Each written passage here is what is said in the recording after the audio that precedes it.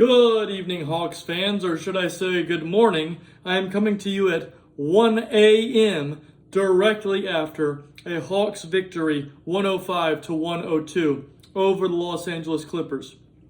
It's pretty late, and that was a pretty crazy game. We ended up getting the win, and so that's good, but I want to go ahead and get into what kind of unfolded and how it was so close and crazy. So in the first quarter, the offense was really clunky, and we were not rebounding the ball well, and we got down to a very early 10-2 deficit and called the first time out. The offense was extremely uncoordinated, and it just seemed like we weren't back on the same page.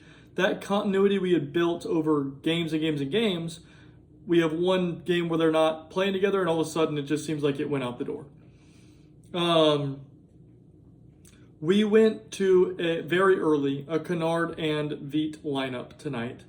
I do not like Kennard and Veet playing on the floor at the same time. Those lineups cannot get stops. Please stop playing those lineups. We had an extremely unlucky quarter as well. There were a bunch of weird tip-ins and weird basket interference calls and things that just you would never really see in an NBA game most of the time, where the ball just like kind of sprawls out and of course it lands in one of their hands right after we tipped it away and they lay it in, or crazy things like that happen a lot. And so after a poor start to the quarter, really weird unlucky play, and for some reason playing a Kennard and Veet lineup, we ended up ending the first quarter down 29-19 in favor of the Clippers. Starting the second quarter, we played the worst lineup I've seen us deploy all year. And I complain about our lineups a lot. But this one, it takes the cake. Kennard, Veet, Keaton, Onyeka, and Kristaps. That is 4 players who are pretty horrid defensively right now, and Onyeka playing out of position. It's awful. And we played it instead of playing Mo Gay,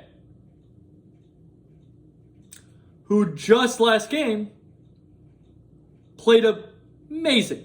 He played the best he's ever played in any game. And we blew out a top seed in the Western Conference because of the efforts of Mo Gay. And then he did not play very much at all today, because we wanted to go with an Onyeka Kristaps lineup that hasn't worked ever. We've tried it, it doesn't work. And predictably, that lineup got destroyed.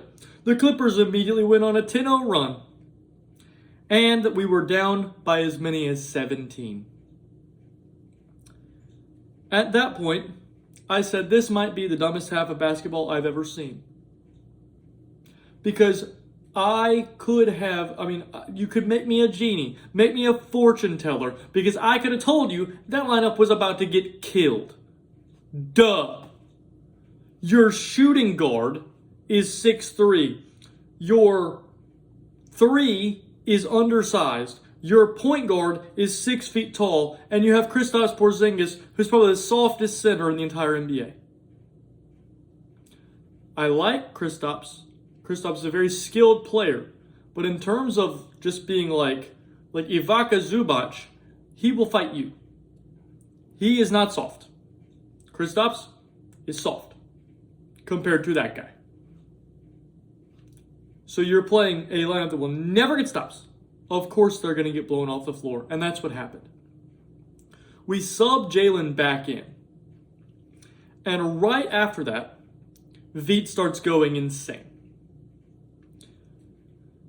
He makes 3 threes in a row.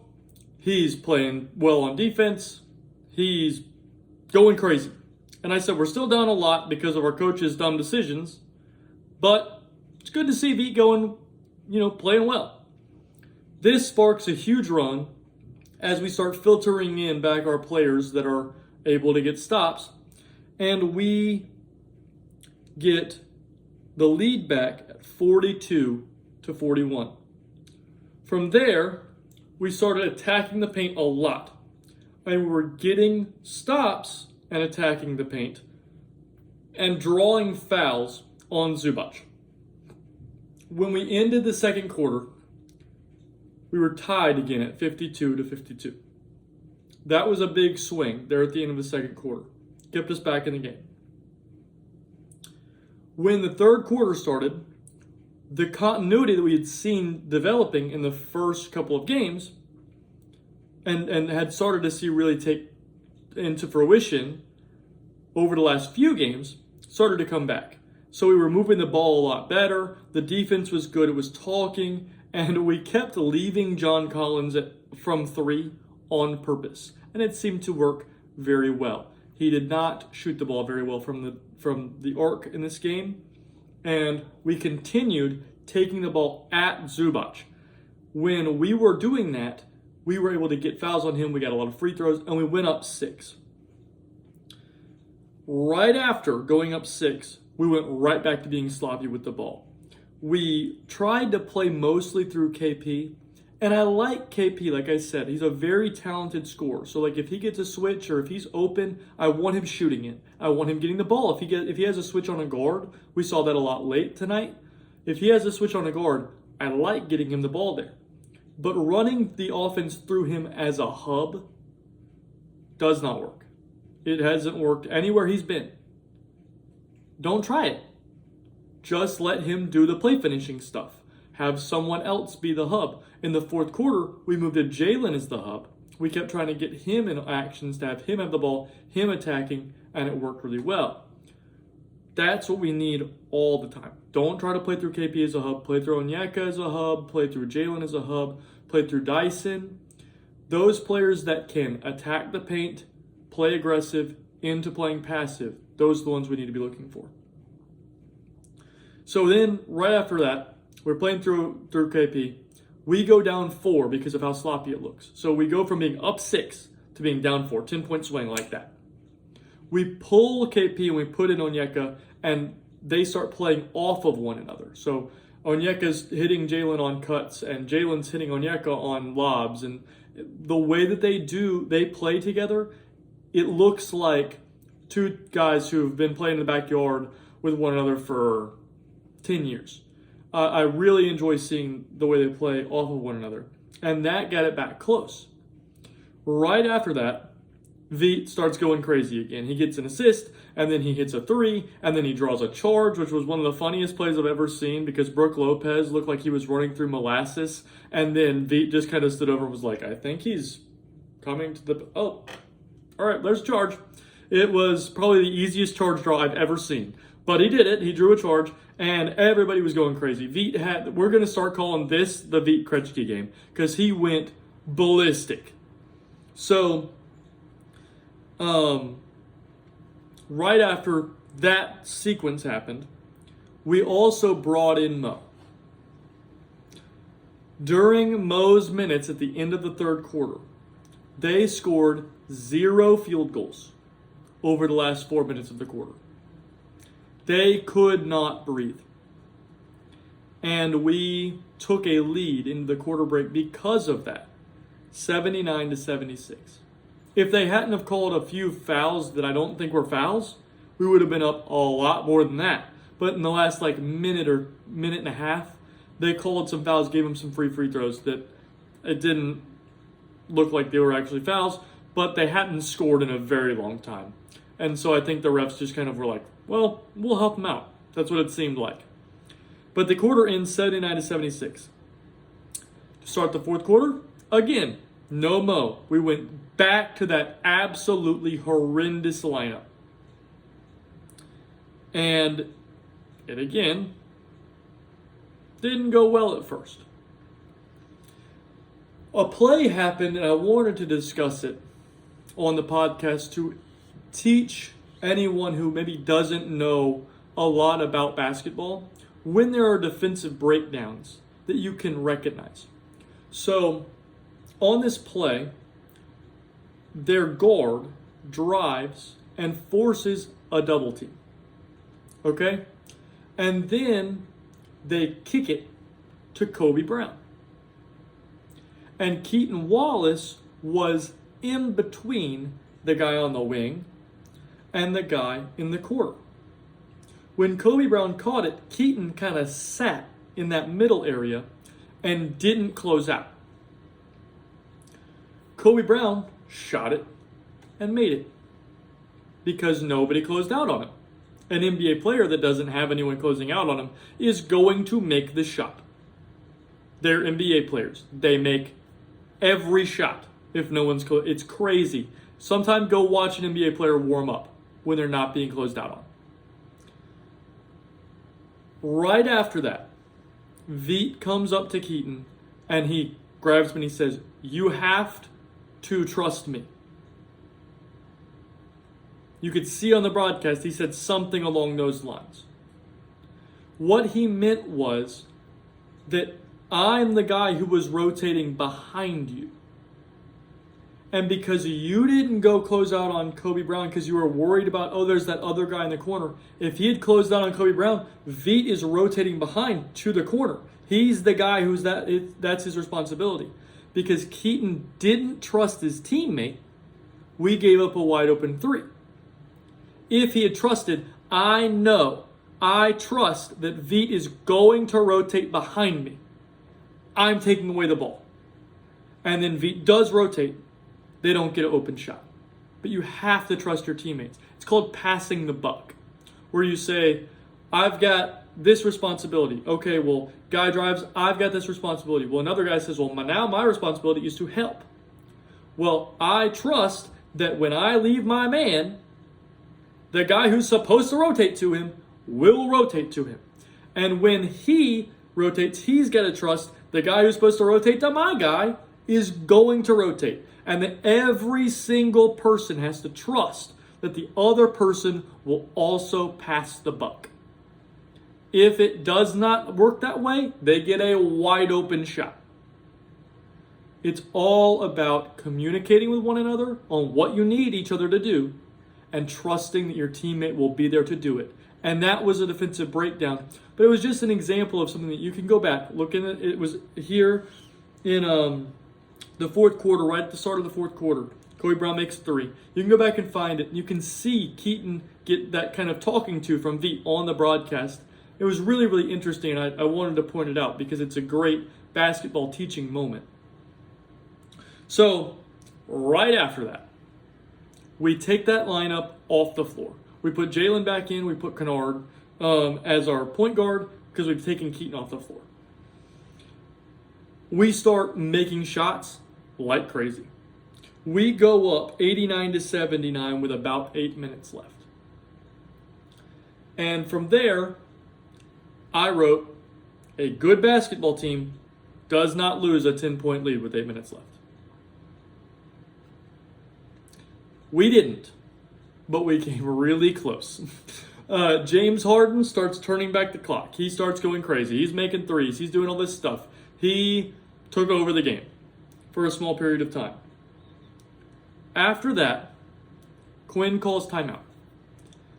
And we made the defensive adjustment that you have to make against a great guard that's like James Harden, like a Trae Young, like a Cade Cunningham, like a Tyrese Halliburton. These guys who are extremely heavily on ball, heliocentric players. You have to make them catch the ball and pick up the ball very far from the rim. So if you go back and look in the fourth quarter, after that timeout happens, Dyson was forcing the pass to come to James Harden basically that far from the half-court line. Every time he caught it. Well, then we have time to adjust to what James Harden is doing, and he's got to find a way to get through 4, 5, 6 different rotations in order to get to an open shot. But if it's just all we need to do is catch it and put one dribble on the floor, the defense doesn't have time to react when you have a player who's that good. So we made that adjustment. We had him pick up higher. We had all of our posts come up to touch. And so that forces a higher pickup point for James Harden. So when he comes off the screen and a post comes up and says, I am also stopping you, you are not turning the corner, James Harden is forced to pick the ball up outside, maybe 5, 6, 7 feet outside the three-point line and make a pass. Then we're able to have time to rotate behind him. The defense is much more solid. The communication is much more solid. And they started to struggle to score. From there, it gave us a small lead.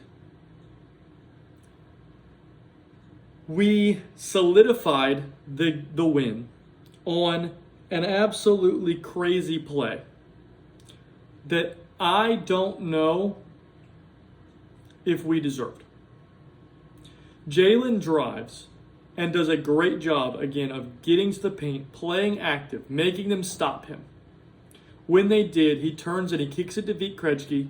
Vít banks in a three, which people have been talking about that he's been working on his bank shot three. I don't think he meant to. He banks in a three at the end of the shot clock. And that puts us up 6. We then have them come down. James Harden takes a crazy three that only James Harden would even take. But he makes it. And Vít fouls him. At that point, I thought we were in trouble. He makes the three. On the foul, I assume that he is going to get a flagrant foul called because he landed in the landing zone of the shooter. Quite honestly, it should have been called a flagrant foul. Per the rule book, it was a flagrant foul, not a common foul. When that happened, James Harden then brings them within 3. They would have had the ball after the flagrant foul, down 3, down 105 to 102 with an opportunity to solidify the win. Instead, we get the ball back. Zach gets fouled after rebounding the missed free throw. He gets fouled. We miss both of our free throws. And this is where I wrote down, if Mo Gay is not in the game after when Zach's shooting these free throws, I will punch my hand through my TV. Because he had to play. And thankfully they did put him in. And it proved to be very beneficial. Zach misses both of his free throws at the end of the game. They chuck it down the court. Vít gets a hand on the ball and it's going out of bounds. If it goes out of bounds, they're going to get the ball back with a chance to shoot it to tie it. But Mo Gay uses his insanely long wingspan, reaches out of bounds, collects the ball, holds it, throws it down court to Jalen as time expires, and we win. Moving to the player-to-player, going to go ahead and start with Mo Gay. Mo Gay played 8 minutes. He had 2 points, 3 rebounds, 2 assists, a steal, and only 1 turnover. He was +2 in the game. He has to play more. Playing Mo Gay 8 minutes is a fireable offense at this point.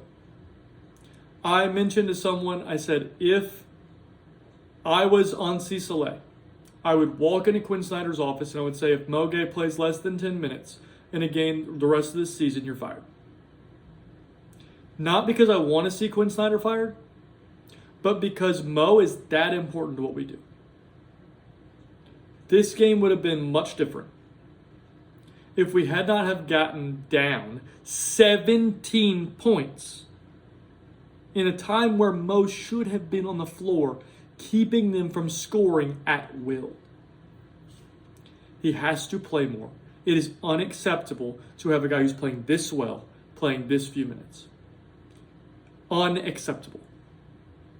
Ridiculously unacceptable. Moving to Luke Kennard. Luke Kennard had 7 points, 4 rebounds, 2 assists, a steal, and 1 turnover. He was -1. If you take away that portion in the second quarter where we got blasted, he played pretty well.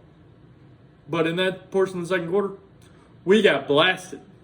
And it was partially on him. He was on the floor, and his defense was really bad during that portion of time. Next, we'll move to Vít Krejci. Vít went nuclear. Played 30 minutes, had 28 points, 3 rebounds, 2 assists, a block, 0 turnovers, and was plus 18 in the game. He went crazy. This is the Vít Krejci game. He single-handedly brought us out of that pit that the stupid lineup put us in. He went crazy. I don't think he'll ever have a game where he shoots the ball like that ever again. He's a great shooter, but that was insanity. He was 8 of 10 from 3. He went nuclear. Without that, we lose this game by double digits, and it would have been the rotation's fault. Next, we'll move to Onyeka Okongwu. Played 26 minutes. Had 10 points, 6 rebounds, 3 assists. But was plus 15 in the game. Onyeka's playing really, really, really well. And again, I would consider looking at him in the starting lineup. And we'll get to why in just a second. Moving to the starters, Keaton Wallace played 24 minutes. He had 5 points, 4 rebounds, an assist, and a turnover. Generally, Keaton played fine. When we were able to match him up with Chris Dunn, life was good when Keaton was on the floor. During certain stretches of time when he had to guard James Harden, it did not go well. I know it's James Harden. He's a first ballot Hall of Famer. But that's kind of on the lineups. You need to mirror Dyson's minutes with a player like that and not have to have moments where Keaton Wallace is drawing the responsibility of guarding a first ballot Hall of Famer who is much bigger than him. Be smarter. Next, we'll talk about Kristaps Porzingis. Kristaps had 20 points, 3 rebounds from a 7-3 guy. 4 points, 3 blocks, and 5 fouls. You could say, well, he scored 20 points. He must have played really well. He shot the ball pretty well. He was 5 of 12 from the floor, but only 1 of 5 from 3. And he was minus 14. So one of our centers, Onyeka, was plus 15. And one of our centers was minus 14. I would be considering making a change to the starting lineup. I don't think it's a fluke that we start every game down like 10-2, as we did today. I don't think it's a fluke. I think that Onyeka is better than Kristaps Porzingis at what we need him to do. To be able to move the ball better. To be a better defender. To not have to play drop. Drop coverage is not an adequate coverage in the modern NBA. You have to be able to play up the touch. You have to be able to move your feet.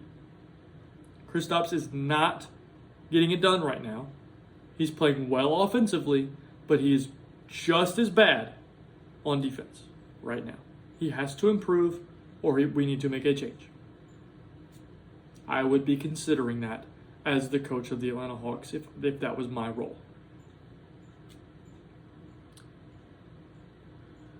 Moving on now to Zachary Richaussee. Zach had 11 points, 5 rebounds, no assists, a steal, 2 blocks, and 2 turnovers. Zach played really well. I know that doesn't kind of show it, but he played very solid on defense, was very connected, moved well off the ball, was a really positive player today. The rebounding gets better when Zach's on the floor because Zach is an unselfish rebounder. He only had 5 rebounds tonight. You go, well, what's that have to do with it? I mean, he's only got 5 rebounds. What does the rebounding improve? It's because of the tip rebounds. He will have, like we saw it today, Zubac is going up and he's gonna get the ball. It is coming down into his hands, and Zachary Richardson goes boop and pokes it out of between his hands, and one of our players catches it, and now we've got the rebound. It would have been an offensive rebound, but Zach got a hand on it. That kind of thing, that kind of thing is completely and totally unreplaceable. A player that is unselfish in rebounding is helpful. He doesn't care about the number. He cares about the end result for the team. That's what I like. Now, moving on to Dyson Daniels. Dyson had 6 points, 3 rebounds, 8 assists, 3 steals, a block, 4 turnovers, and was a net 0 on the game. He didn't have a plus minus at all. Dyson is a master on defense. He's insane. Watching, I know James Harden had a bunch of points.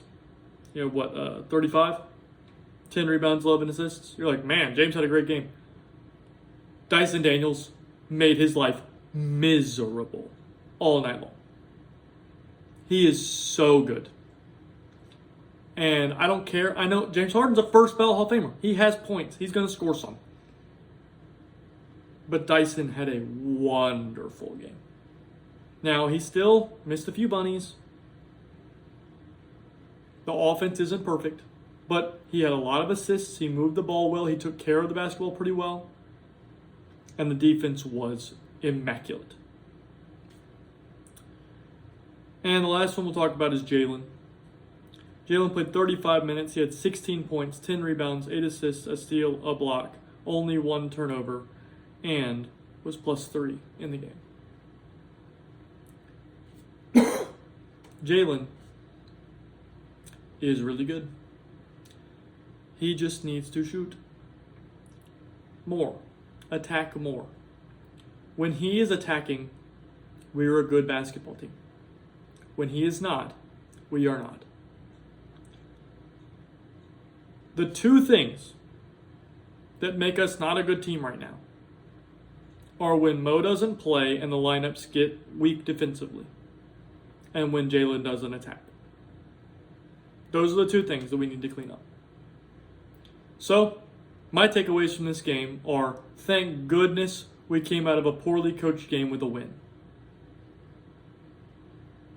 Let's hope that as we move forward, the rotations improve.